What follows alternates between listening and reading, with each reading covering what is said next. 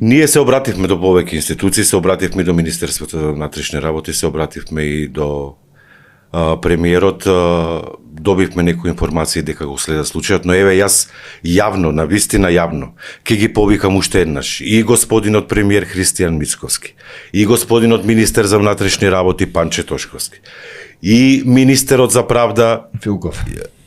Игор Филков, да навистина се завземат за овој случај, за нашиот случај, и ако сака дури ќе им дадеме и други случаи вакви, кои што се многу чудни и многу нејасни, навистина да се завземат за нив и да видат што се случува и што се работи и како се работи во правосудниот систем, особено во јавното обвинителство.